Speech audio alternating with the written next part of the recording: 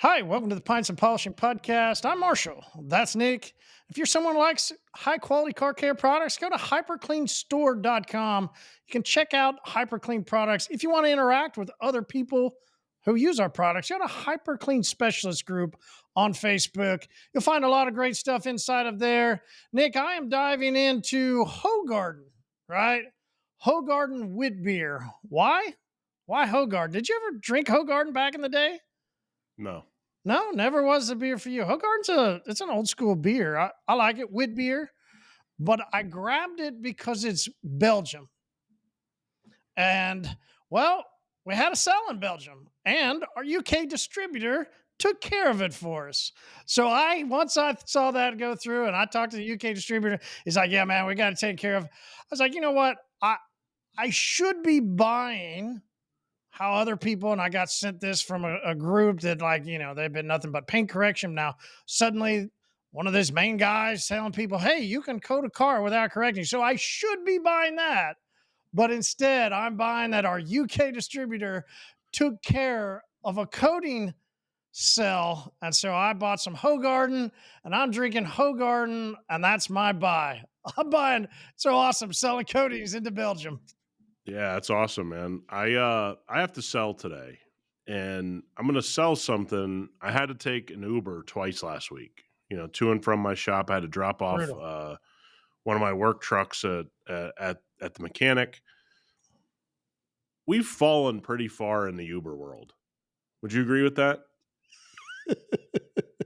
I mean, have we This not? define it. Define fallen. Huh? What are we Well, talking about here? let's remember. Uber first came around, we're all excited. We don't have to order taxi anymore. We got this easy way to get around, somebody doesn't have to follow you to the mechanic shop. You just use an app. Somebody come get you. You pay 15, $20, whatever it is. The problem is I remember things being a lot more clean, Yeah, there you go. There you go. right? Like now it's just like Jimmy just got off work, smoked 30 heaters in his car. You get in. I mean, we've just fallen. Now, correct me if I'm wrong. Uber and Lyft and those companies used to have to check your car.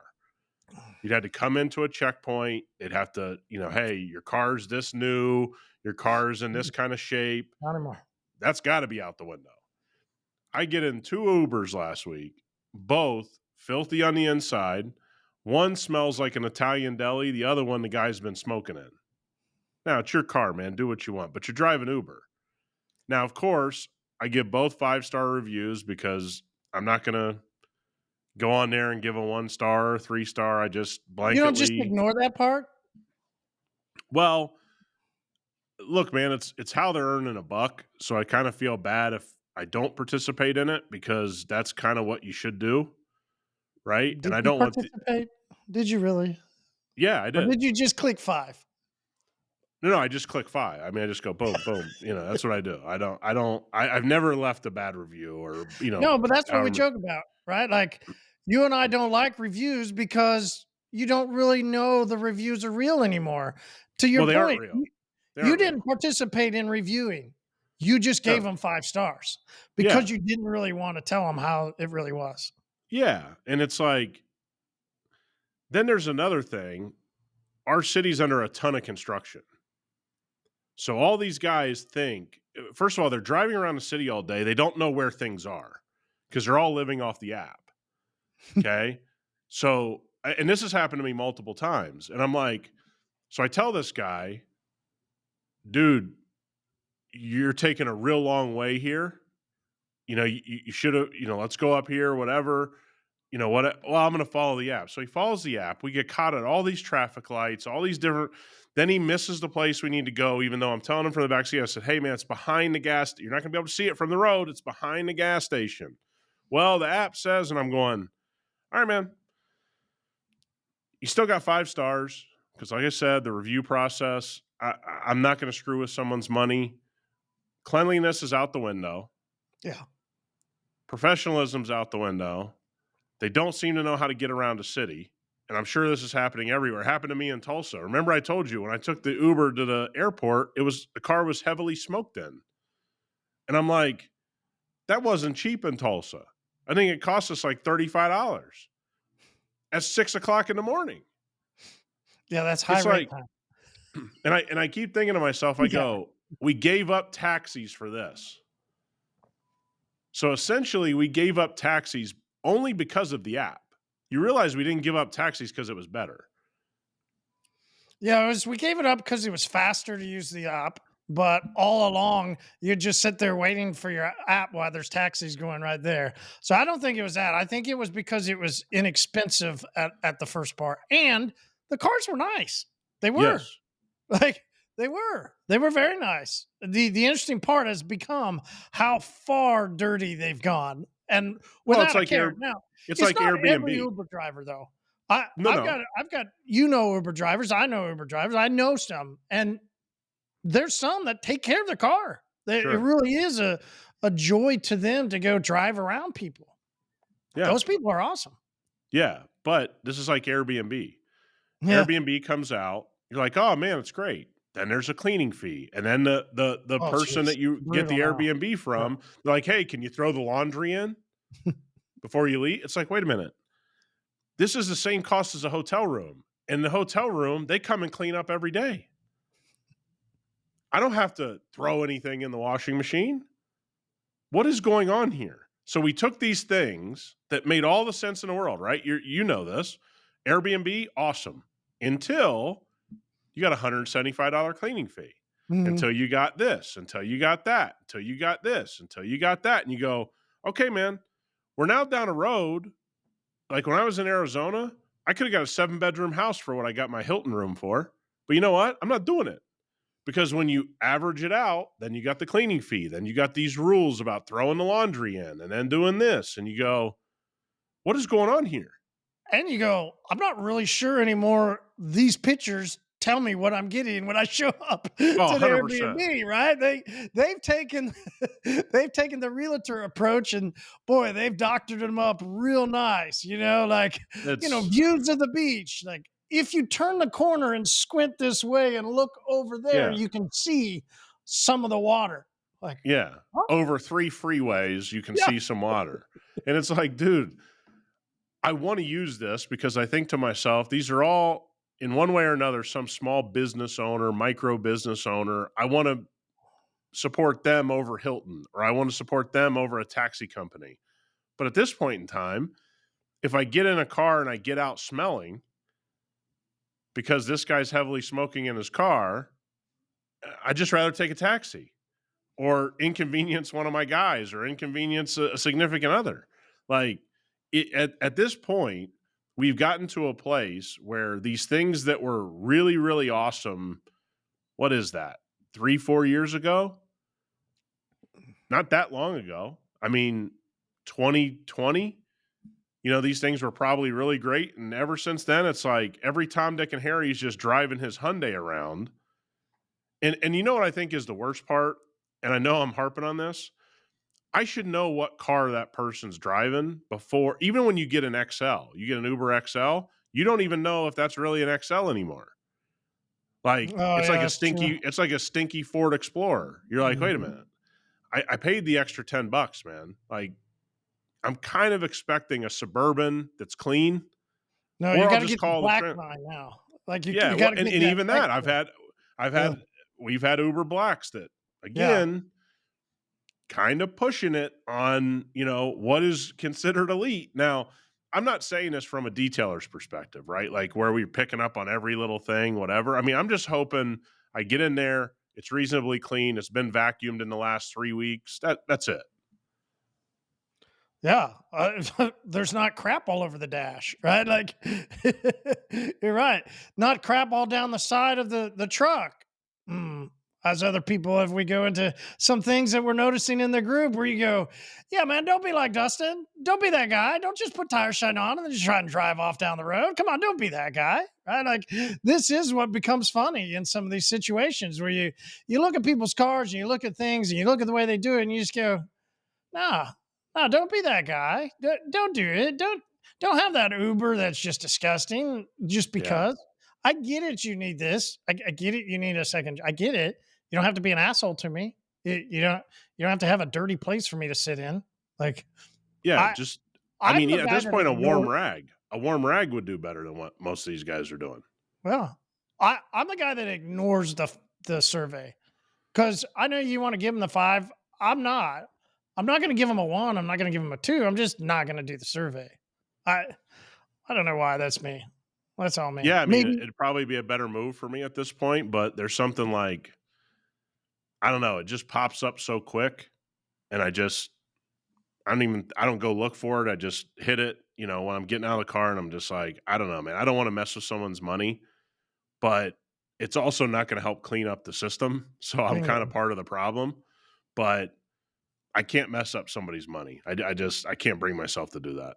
Yeah, agreed. Have you seen have you seen the Ubers where the people come in those cars where you're just sort of like, not sure what that is?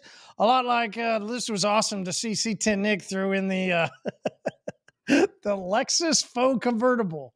Oh Like, yeah, man. huh? Like, where'd that come from? I literally have never seen it, which is we can appreciate when people want to do things to their car, right? It's their car. Like one of the things I'm thinking about doing on the Wagoneer is something unique that maybe it's not common, but it's going to be what I want to do on it. But a Lexus faux Hey, convertible. the vinyl top, dude. The vinyl fake top. I mean, that was big. I mean, everybody remembers the old Cadillacs. I mean, you go back to some of those old Cadillacs, they all Yeah. had that, kind of top on them. And I kind of look at it a little differently than most. I hate that they're not done real well. I think if they were done well, I'd be like, you know what? That can be pretty cool. The problem is so many of them are done so poorly that it's kind of a bad rap. And it is something that ages your car, right? That is something more from the 70s and the 80s. And then to see it on a modern car, if it's not really done to the highest level, it doesn't really look right, which that one was not done to the highest level. And I do like seeing it though. I mean, because like you said, I mean, I'm kind of interested in stuff I don't get to see every day. And so I wish it were done better, but yeah, that was interesting to see a big body Lexus with a vinyl top on it was. I mean, that's just not seen. I've never seen it. That's kind of wow, right? And like, Yeah. and it is appreciative. We can appreciate people that do unique things, right? But the only one that I ever remember. Was there any others besides the Caddy? I don't remember Oh yeah, any other. you had some Buicks. You had you had The brands that Thunderbird, the old Ford Thunderbird. Did that? No, I think that was all steel metal and paint too, wasn't it? yeah no there was a few. And look, it's usually like a specialty trim package. You know they did it. They didn't make a ton of them. Those types of things. And I always enjoyed it, especially when it was done at the factory. Those kind of held up. Now the vinyl would get sun damage or whatever, but they wouldn't have rusting issues and those types of things, which I think Dale said on the post. The aftermarket ones really difficult to get right. But yeah, there was several manufacturers, and I'm sure those listening they can remember some in their area, but like Buick, Cadillac, those types of companies on the top level, that very elite level, they would have those types of things for quite a few years. I mean, that was probably a couple decades where there were companies that did that. If you're gonna clean it, we're just gonna go just light cleaner, a little foam wash. Are you gonna put TRX? Is TRX gonna be put on Well, there? if it's beat up, Yeah. you really don't have a choice. That may be something where I would lean towards an APC over a degreaser. After Okay, you've treat it. wetted, Yeah, after you've wet it, after you've maybe even done a quick hand wash, with some soap, I'd probably, take a scrub brush, again, don't go get a wire brush, but get a nice stiff, carpet brush or something like that. And work some APC into all those little cracks and crevices and creases. It'll clean up nice. The problem is it too far gone? That's the real question. yeah, it could be, right? You don't know. So I love seeing people that have questions about how to take care of their vehicle. I love this. We can specifically there's a couple and it's love to see the people that are fanatic about a certain brand, right? So this one there'll be a couple guys that love this question and it was, "Hey, I restored the headlights on my Miata."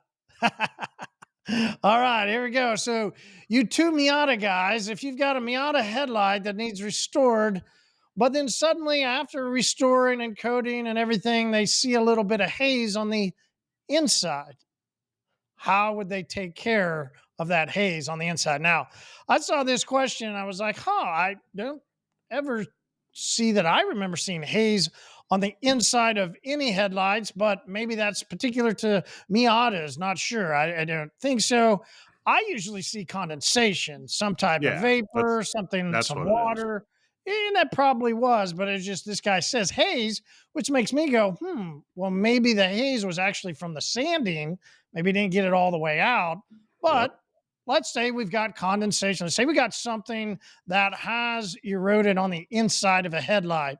We're taking the lights out. Are we gonna have you ever messed that far in? You put one of those like drill brushes or something? I mean, Yeah. how would you Well, even I finish out the I inside of a have I headlight? have a little bit of a different theory on headlights. A, most of the time what it costs to redo an entire headlight by cars and trucks are that bad, most of the time you can find an aftermarket headlight for cheaper than what it's going to cost in time, effort, and charging. Just get another headlight. Now, again, this is a rule of thumb that, you got a 2005 Honda Accord, and that's mostly where headlight restoration comes in, right? And now they're in the aftermarket, they're $50 a piece. You know, what are you going to charge? $40 a piece to restore them, which is still pretty low for the amount of effort to really do it right, and the products and the sandpaper and all that kind of stuff. So if I had condensation on the inside of my headlight, which you've come across plenty of times, I would always just replace them. I never really got into dismantling headlights or any of those types of things. And actually, the wholesalers and people that I used, that I have been around, dealerships, they didn't really want you messing with them anyway. Taking apart a headlight, that most of those people would just order a headlight. So I don't see a moneymaker there. If you're a car owner and you want to, try it yourself, try it yourself. I mean, if it's going to end up in, if I destroy this, I'm going to be purchasing one anyway. You might as well take it apart just to see what it's like.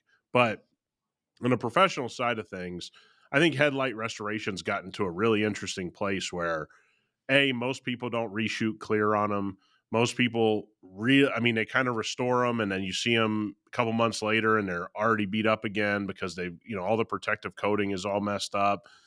To really do it right, restoring a headlight is pretty involved work.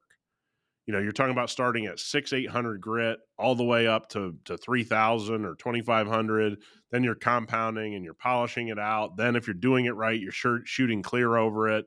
Then you're going to ceramic coat the clear after it dries. I mean, look, if you're working on a rare Porsche, if you're working on things where if you go price the headlight, they're $15 a pop, it's worth it. I think a lot of times I see headlight restoration, let's call it across the internet, and I go, I probably would have just got a new headlight.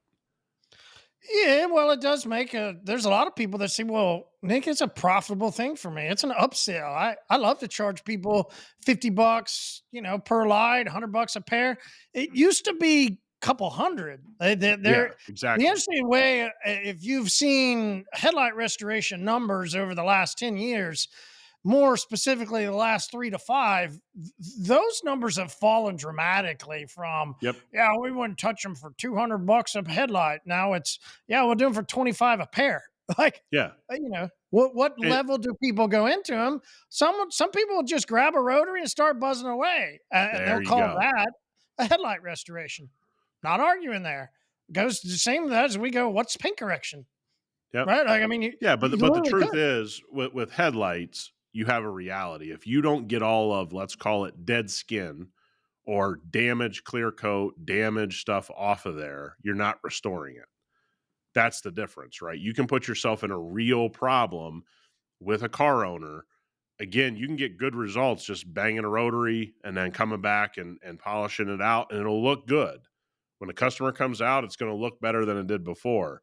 But that's where you get that month later, the headlight looks bad again. You really didn't provide a service. Yeah, you charged them $25 a light or whatever, and you gave them a good deal, and you tell yourself or tell the customer I provided a service. Well, if it's screwed up a month later, this is like heavy when you know you got to head to a paint shop for a hood and we kind of give it that quick, heavy compound and then polish it out and it looks glossy for about 7 minutes. And then, 6 months later, it's back to destroyed.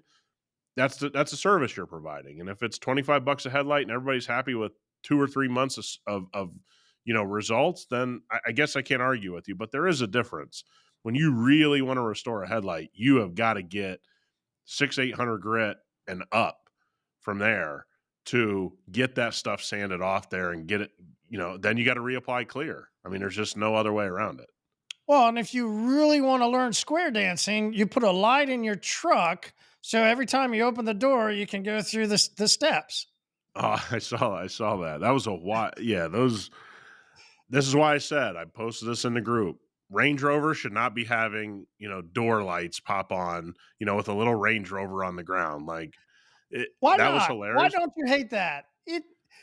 It's kind of unique the way some people are doing some things, and I wanted to have a joke about it.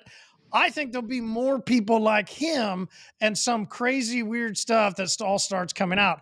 Listen, people have already started doing with, like, if you're a Batman fan or different things where you can throw your shine out. I mean, there's a lot of different. I like the uniqueness of it. Now, the square dance was. I mean, come Yeah, on, you gotta have a good chuckle about that. I think this is why I say when you get to a certain level of car, you shouldn't have them because now it's gotten to this level where Mm. they're available for every car and they're on a Ford Mustang and they're on an Expedition and people are doing the Batman signal. Range Rover autobiographies, you gotta bow out. You got to be done. It's beneath you at this point. It was cool when it was a novelty for expensive cars. It's no longer a novelty for an expensive car. It's sort of like, hey, you're a novelty when we record a podcast at expos, and then you just eventually gotta everybody else, right? Like, I get it. Yeah, It's yeah, a, I hear you. yeah. All right. Here's a good one. I have a Bike Weekly customer, black BMW, lots of swirls on the car.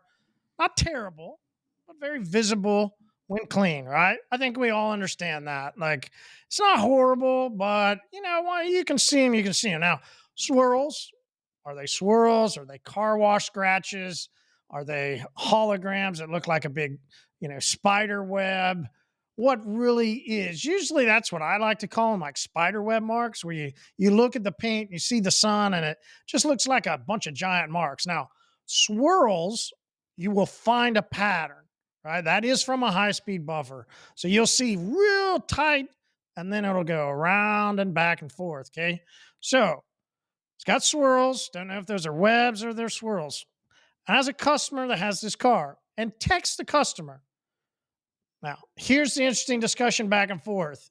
If you see this car, should you text the customer? Is just the first question, right? Like, is that and there's a lot of people that do have the relationship. You have some with your customers where they don't want you to call. They would Yep. rather you text. So we've got a customer that has a car, it's got a lot of swirls, and text them and says, hey, I can get this fixed for $200. But then the customer doesn't respond. Yeah, I mean, it's tough to sell a new service over text message, to an existing customer. They don't really know what you're talking about. Even if you show them pictures, they don't see it. They don't you got to build value. I think that's a face to face. And so I'd probably just wait till I saw the customer and know next time I saw him I was going to bring it up. Look, this post gets into a lot of interesting places, right? Where you're trying to do what's right for your customer. You're trying to do what's right for your business. You want the customer's car to look at a certain level, but you also have to understand that most customers don't see it and don't understand. We have a real problem with the customer to professional relationship where we think everybody speaks our language. Hmm. Like, this is why I say even the Uber driver earlier, I'm not asking you to have your interior perfect. Can I see evidence of a wipe down and a vacuum, once every couple weeks? Right? I don't want it to the level that I'm thinking as a detailer. And so you get into a real problem here where we all want to do what's best for our customer and we all want to keep them up to date. and here's what's going on with your car. And we definitely do that. But there are a lot of customers that I don't broach that subject. I just learned how they are, and that's not their thing, and they're not going to ever care about XYZ service. And so, will I bring it up in person? Yeah, I find it very hard to bring up over text message. When I want to charge them for something they've never purchased before, because can I give them the full story over text? That's pretty hard. That's just pretty hard. Would you just take care of it for him? Right. This was a No, question this guy had, like, and no. it's a viable question that many people go right. Like, hey, if they don't, and we've had people that tell us straight to like people put in the group, or they'll just outright say, hey, the customer did not want to pay for this. So I just went ahead and did it for them because I felt that they should have it because I'm a detailer. This goes back to that same thing that we've talked about year over years, that philosophy and that idea that came out that, well, my buddy, my customer might be showing his buddy his car in the garage. And, that guy might have another detailer this guy might look at it and say, hey, right. It goes back to, do you do something for a customer just to do? And it's not a blanket yes or no, really. You've done stuff Well, for your customers that they didn't. I mean, what level of customer, right? You can rate yeah, into all that side, right? But what do you do? A biweekly customer who apparently is still happy, but doesn't want to do this. So do you just do yeah. it for I them? mean, look, I do small stuff for my customers. Somebody may like this or that. Something minor, I'll take care of. You're talking about polishing a car. I don't. I've never taken care of polishing for free. It's never been anything I've done. I tend to think that that's a pretty involved service. Uh, Anytime you're putting a machine on someone's car, do I think there should be a conversation and there should be money exchanging hands? Yeah, probably. That's my philosophy. Have I certainly, and we do it every day, do we accommodate people with this guy likes more tire shine than this guy? So I'm not going to charge the guy more who likes more tire shine. I'm just going to give him more tire shine. It's the finish that he likes. I do minor stuff for customers all the time. I think we all do. But when you're talking about this level of service, man, I think you get into a dangerous place taking care of it because A, you don't get your time back, and B, you're not being paid for it. And the other thing is, they're not going to notice anyway. I mean, what this customer's telling you is they don't notice it. And so, man, I'm going to do my best to educate you, but you're going to make the decision on your own. And if they make the decision not to do it, I'm going to live with it. And I get it. We've talked a bunch on this podcast about so and so boogeyman might see this car somewhere down the road. Let's be clear. That's yet to happen to anybody that I know for real. And I don't care about it. And if you care about it, I'm going to try to help you. Don't care about it because it doesn't happen. This mythical person we talk about, I don't want somebody to see my work over it. Who's the somebody? You've never found them. I've never found them. I can call a bunch of people who have been in business 20 years. They've never found them. I do what the customer's paying me to do, and I live with it. And if you've told them, then you can never be blamed for the issue, right? That would be the reason to inform somebody, in my opinion. I'm telling you there's a problem on your car. If you don't want it handled, all good by me. But 6 months down the road, they can't come tell me they didn't know. And I'm cool with that kind of mentality. Hey, this car is showing this and this. I'm going to inform them. Hey, we can fix it. If you want to fix it, let's talk about it. But I'm really just covering my butt there. I'm not really doing anything else. I'm just Well, trying to make them aware. and I built into my packages for my maintenance of taking care of things. So I just would build in, but I never did swirl remover or buffing. If there was a scratch and a customer said, "Hey, we got this," or something happened, that was going to be charged absolutely. But what I did do that I did give away is protection. I did like to protect cars that were in my maintenance because that meant that it was going to be much easier for me to clean the next week or in 2 weeks. It was sealants then. I've never understood why there's not a vast majority of people doing maintenance work that will throw in a hyperCLEAN Uno or the new spray that we're going to come out with and have that a part of their maintenance program for customers, and it's just a part of the fee that is charged, whether that's 75, $100, 150, doesn't matter, right? Here was a this is I love the question too, was I saw this in somebody like, hey, I'm starting, and I wanted to ask this to you specifically, Nick, because they asked about prices in Cincinnati and in Ohio, and they wanted to know what a price is like, so they know if they should take their equipment or not, right? Like it goes back to, do what do you charge on maintenance? It's not about whether it's 75 bucks or 100, but putting in protection on a regular basis to your customer that you're doing maintenance on, in my opinion, that's the way I built mine out. You're different. Other Yeah. people are different. And this is why it's the fun interjection of being able to talk back and forth the way people do maintenance.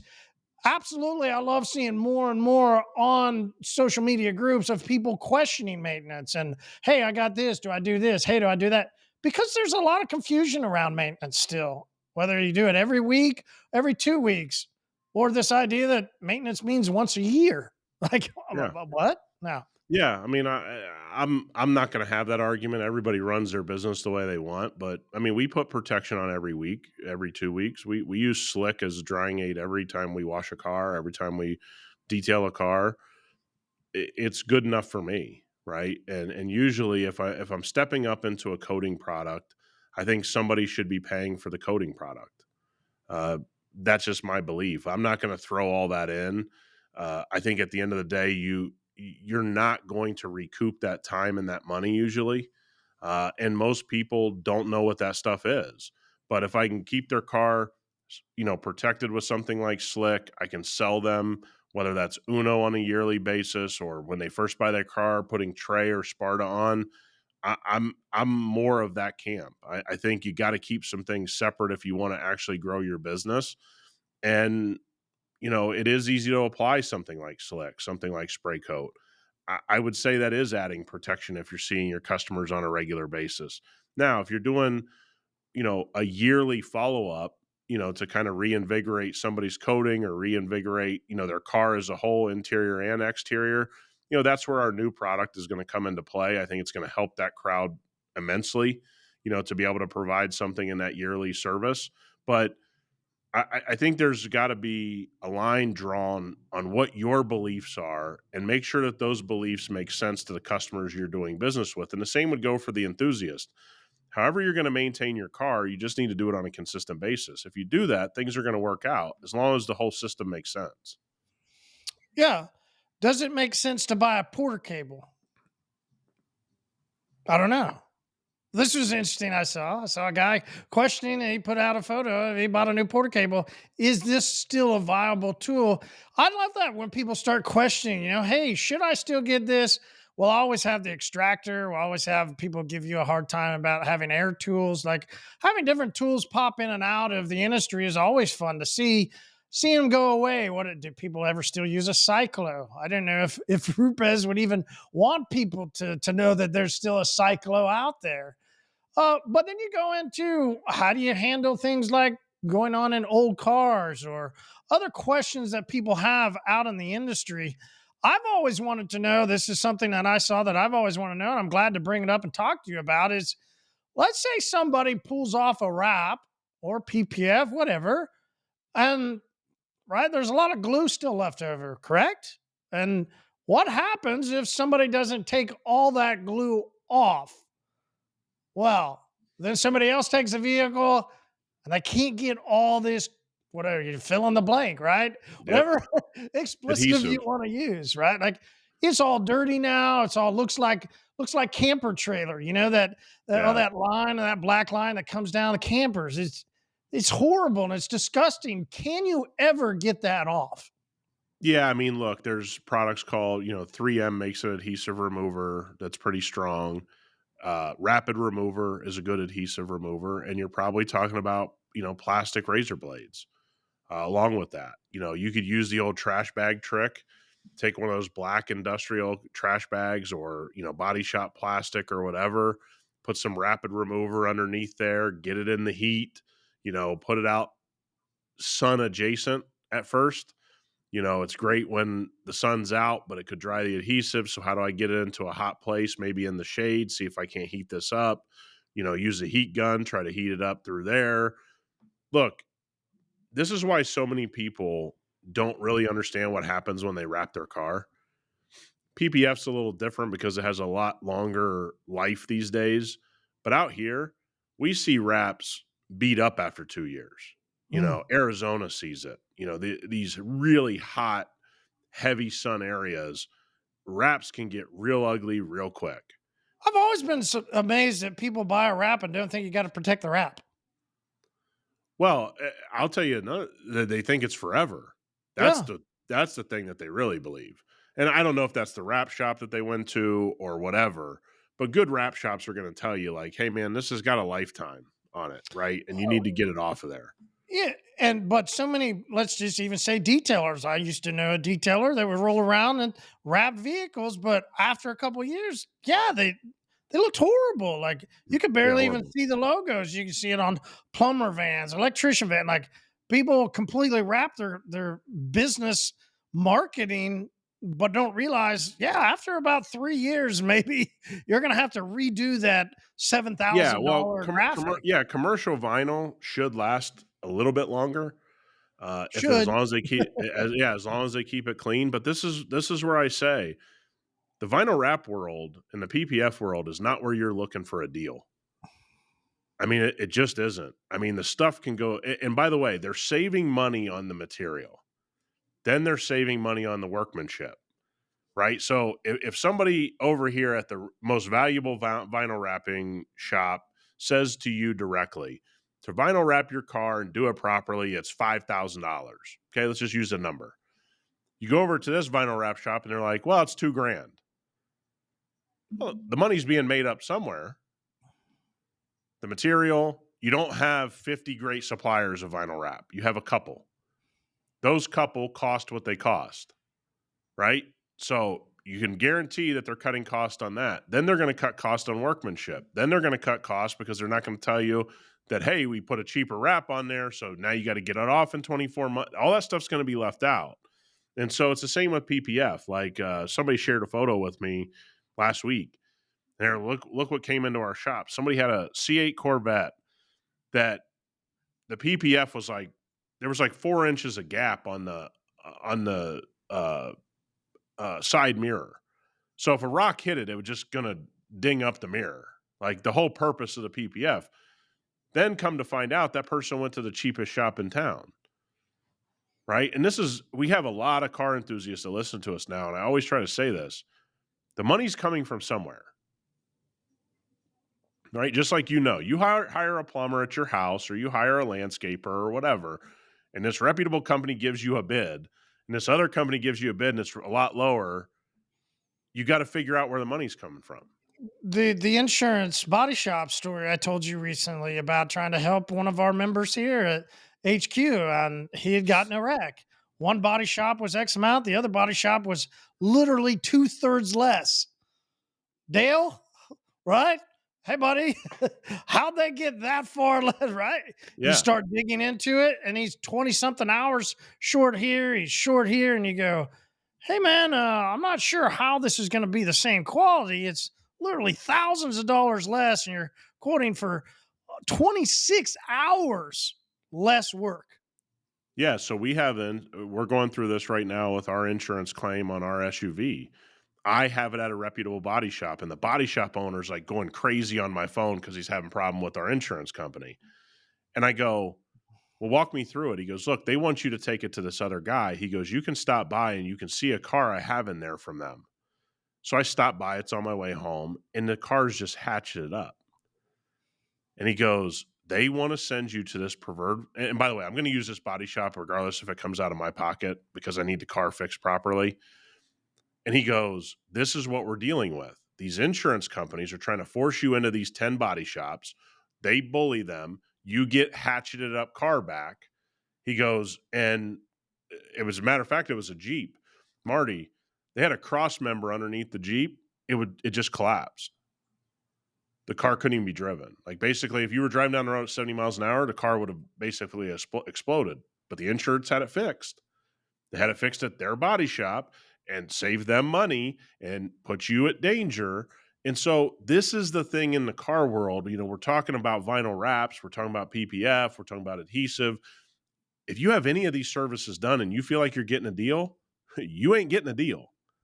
It's coming somewhere.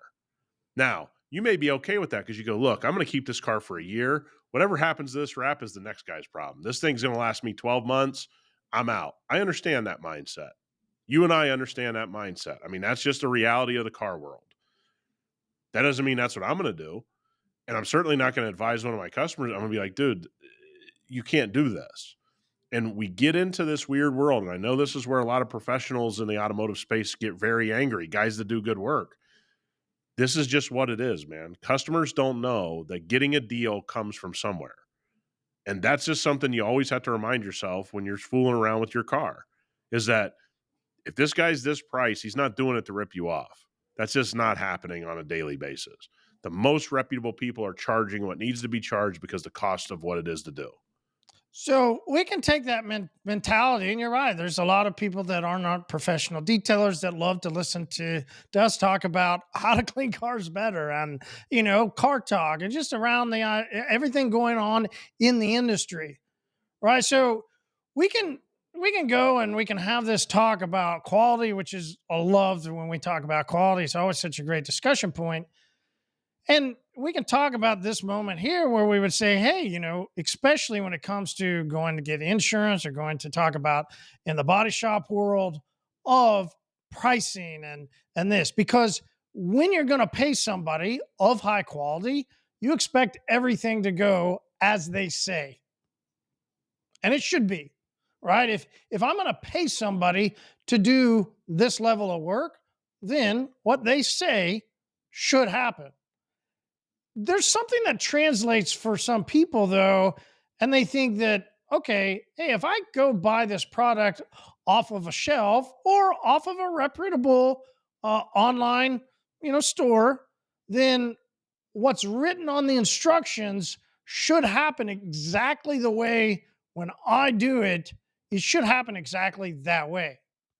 Now, this becomes interesting because we've heard it even inside of our dialogue or even inside of our network is what happens when something isn't working. I saw recently, and this is why I bring it up, is they were commenting about somebody's compound and hey, they followed the instructions on the label exactly, right? Like this is where you get I'd be into the the fun first person discussion, ever. right? How, what do you do though? What do you do? You've bought some stuff and the label says X, Y, and Z. You think you've done it exactly like X, Y, and Z. Here you are, you still got a haze on your car. Or here you are, you still got streaks on your glass. Or here you are, fill in the blank. What do you do? Yeah. I don't use the product anymore. Or I try it again and see if, there was something I did wrong or change a towel out or use a different pad or whatever the issue may be. Man, if I got my panties in a bunch every time something didn't work the way it was supposed to in my business working on a car, I wouldn't have any products in my shelf, to be honest with you. Like, you have stuff that happens, man. You have stuff that works for you that doesn't work for other people. You have stuff that's great in your climate and not great in someone else's climate. You, Bingo. you, That's what I was going to bring up. How many times have I done something here, send it to you, and then you're like, this. Listen, yeah, this I isn't going I to have work. to take the L, right? I have to Yeah, take the L from Nick quite a bit, and it's okay. I just always like, hey, Einstein, he took it a lot, so yeah. maybe one day, right? Like I Yeah, take the no, I L mean from Nick a it's lot. people don't realize like, we're gonna put out a program behind the scenes that we want to test things in multiple climates. So you could be buying something from California, you could be in Florida, or you could be anywhere in between California and Florida, and it doesn't work identically to what it works in 75% of the cities, 75% of the states. We see this a lot with coating. What I experience with ceramic coating a car and what you experience with ceramic coating a car are vastly different. And they're always going to be vastly different. You want to know why? You have humidity. I don't have high humidity. So In the wintertime, I can do like half a car with Uno and not stress it. You probably never get there. It's probably a couple panels at the most. Okay. Mine's 4 panels. There's other things that you have exceptional success with, like rinseless wash for you, because there's humidity in the air, acts a little bit better than it does in a drier climate. That doesn't Stays mean it's longer. bad. Yeah. Yeah, it's not doesn't mean it's bad in a drier climate, but you'll feel some slickness. You'll feel some different things. And it gets into a drier climate and you go, it doesn't work quite the same. Right. And so when you come across a product from anybody, whether that's us or whatever, first of all, before you throw it away, try it a few different ways, which is what I've always done. I think you and I came from a time there just wasn't as many products available. So So we you had to try, yeah, we had to try a few ways. And the next thing is, sometimes things just don't work well in the way you like things. It just doesn't work it just doesn't fit how you like to detail a car. That doesn't make it a bad product. That doesn't mean you got to lose your shit over it. It's like, chalk it up. Don't buy that product again. You don't have to go bash it on a Facebook group. You just got to say, hey, man, it didn't work for me. Just didn't work for how I like things. I see in literally every Facebook group now more and more to where it used to be maybe every couple months to now I feel like it's literally once a week, possibly multiple times a week. I'm seeing people go, "Hey, I'm in such and such place. Do y'all know if there a distributor here?" And they can fill in the blank for whatever. Like you see it throughout every Facebook group, but we're seeing it also in ours. And this is why I wanted to bring it up. Well, nonstop, we're seeing more and more people question, where do I buy products? So there's becoming a turn, there's becoming a change in people's philosophy of where to buy products. Who they used to watch, or this idea that you would watch somebody in the past and then you would just buy what they have. This is what you and I have said. It's gone away and is moving drastically away. You can look at now, seeing it inside the groups. People are going, where do I buy the product? They are confused. Where do I buy something? And you also see this growing trend of what it used to be a 1 billion, now 2. And I'm seeing reports, you're seeing report. The amount of billions that the car care industry as a whole is going to be at the end of 24, or what 25, 26 is going to look at, and how this trend is continually to blossom was a thing that people thought during Corona. It's not going backwards. And we're seeing No. this continual growth of needing to find somebody locally that they can go in and know that the product is good and that they've used it and that they would recommend buying it. HyperClean distribution, we just got to continue to say, wow, like we called it with coatings and correction before, calling it with distribution and having people on a local level to be a specialist, whether that's inside of their own shop, whether it's mobile, however they want to be, but becoming a specialist in their local area is what people are wanting. They're wanting somebody to depend on to know what to do around car care and what HyperClean products to use. Yeah. I mean, this goes to a lot of things we've been saying for a few years now. When the world changes, you have to change. A lot of people go back and listen to episodes and go, well, 3.5 years ago, you and Marty were saying this. It's like, yeah, man, let me tell you this. 3.5 years ago, things were different. If you think 3.5 years isn't a long time in the business world, you're missing the point. Things change, and what's changed is multiple. Number one, a lot of the big online retailers are being seen. Let's make it, be politically correct here. Not in good shape. The days of I'm going to give you 20% off, 30% off, 60% off all the time. I'm here to tell you those companies are in real trouble. How do we know? People call us. Decision makers call us. We have a problem. They have a problem. How can, this person's for sale? That's person. It's not rocket science when a bunch of companies sell that it's not always a good thing, right? There's some people that cash out. Barry Maguire cashed out, made a lot of money. Other companies sell, and it's to save them from going under, right? And so one thing to remember is what necessarily was true 5 years ago doesn't going to make it true today in business. So here's two things that I see. Number one, a website like ours, it's ours, it's our company, we stand behind it. There's a singular company, we don't sell 5,000 different things. That is on the upswing in a massive way. Me as a consumer, I'm more likely to go buy a t-shirt from this company who's great at t-shirts and buy a pair of pants from this company who's great at pants. That may not have been the case 5 years ago. I would have one-stop shopped it. The world changed. People have become more specialized in everything. So that is on the rise. If you really want to find our product, I promise you our team ships very quickly. Go to our website, buy the product. The other thing on the rise is what we call localized retail. This is why you keep bringing up distribution, because we know, especially in the car care world, you and I got some numbers about some auto parts stores that was shared with us. Auto parts stores are up massively during Corona and after Corona. Here's the crazy thing. One of the biggest growths is in car care. Hmm. Okay. We all know they're not carrying always the most reputable and the best products, but what it does show you is Johnny in your city is looking for those products. Those two things are on the rise, and that's just where it is. Yeah, it has been interesting to hear, especially inside of the that we'd call them brick and mortar store, but not brick and mortar distribution for just car care, but brick and mortar for auto parts in general. Of hearing the percentage growth of car care inside of that, because right there's been all kinds of problems in that other part of the our quote unquote industry of car care, and whether that's taking care of oil, whether that's brakes, car care in general, right? And then you get into car care products of cleaning and maintaining the car.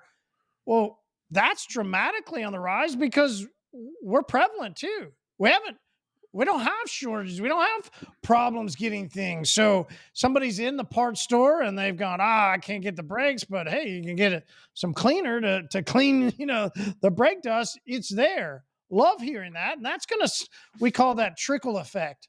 It Yeah. trickles over too, which we love. We love our brick and mortar guys that distribute specifically products. They're not Yeah. in the brakes, they're not in all that other stuff. They're just in car care cleaning products, and they're on the rise too.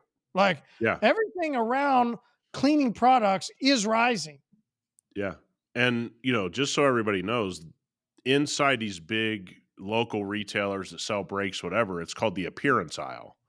So they don't call it car care, they call it appearance products. What helps the appearance of your car?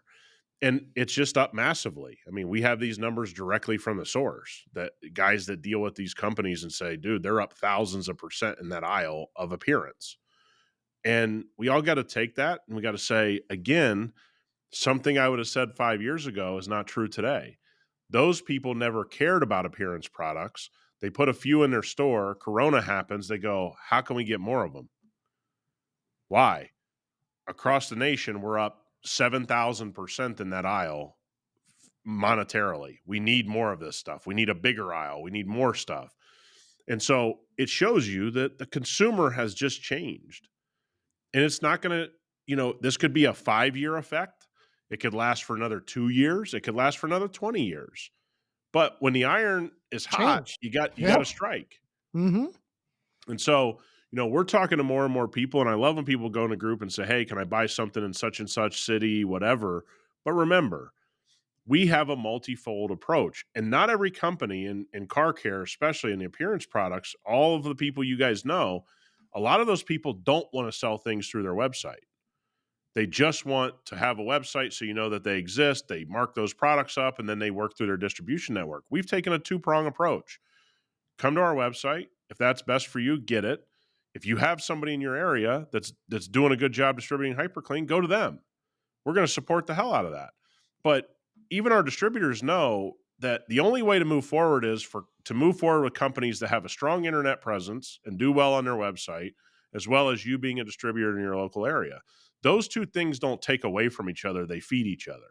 Yeah, And for every absolutely. company that tried to do something different, it kind of blew up in their face, right? I mean, one company in particular had to sell, but if you went, they weren't really trying to drive internet sales. Therefore, their distribution network got all this discount, and all of a sudden they looked at their finances and go, "We can't continue on this path. We need an inflow of money." And so, remember, as good as things can be, when things change on a dime, you have to make the right choice in the business that you're doing. And so, for all of you out there that want us to have a distribution arm in every city, so do we. But remember, we're always going to have hypercleanstore.com, and we're always going to have distribution, because those two things are what the consumer is looking for. It's not our opinion. If I Mhm. could just have a distribution network and nobody at HQ, but people just packing boxes and they didn't have to print out all these labels, of course that would be. But the consumer wants what the consumer wants, and it's not really your choice as a company like ours what you do. You got to do what's best for the consumer. Yeah, and that could be, like you said, multiple ways. And actually, the best, with something you and I talk about. Like we wonder and we push this test on a regular basis, as you and I discuss directions and flow of our company as we, is which we do. We go there, we're like, it's a continual discussion as we continue to progress through car care and through our world. So Yeah. what a great discussion of all the stuff we're seeing out and about inside of social media, to whether it's text or people that get tough stuff. There's always things going inside, and these are the episodes that I love, where we just go Yeah. through things and questions that people have, and we get to this moment and we go, yeah, all right, I'm looking forward to the next one. Great Yeah. talk. Yeah. All right, guys. We'll catch you next week.